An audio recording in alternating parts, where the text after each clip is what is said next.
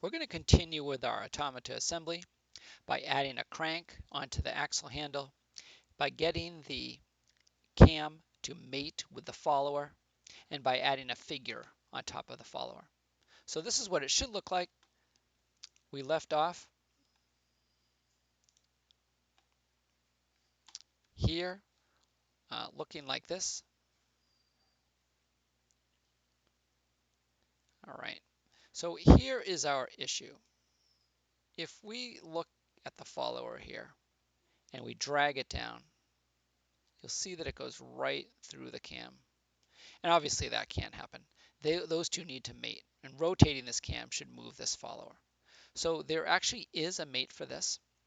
So I'm now going to just rotate us into position to see this a little bit better. We're going to use the last mate on the right, called the tangent mate.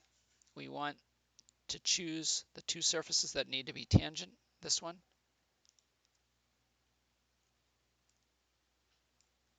and this one.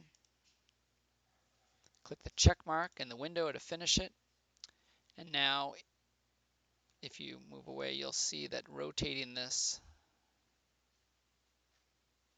if I do it a little bit more slowly, should move the follower.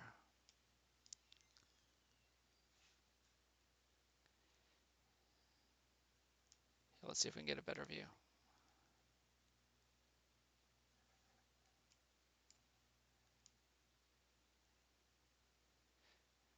So these two move together now.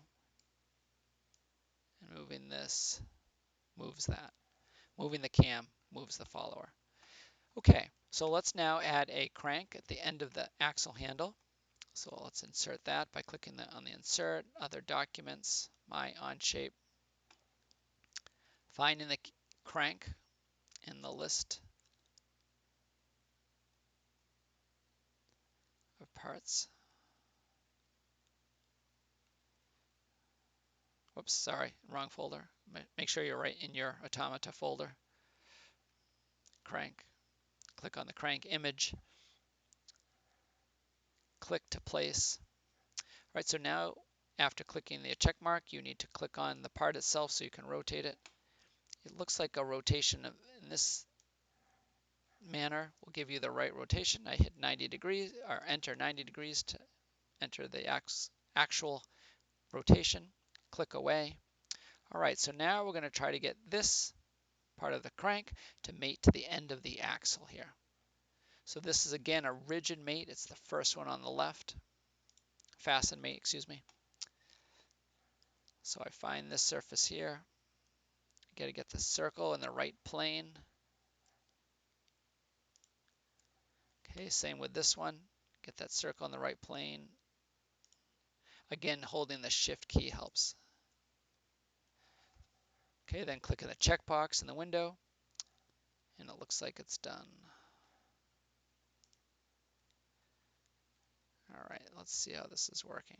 So now if I move the handle, we can see that the follower goes up and down with the cam. All right, so the last job is to add a figure on top of this follower, and we'll do that in our last video. Thank you for listening.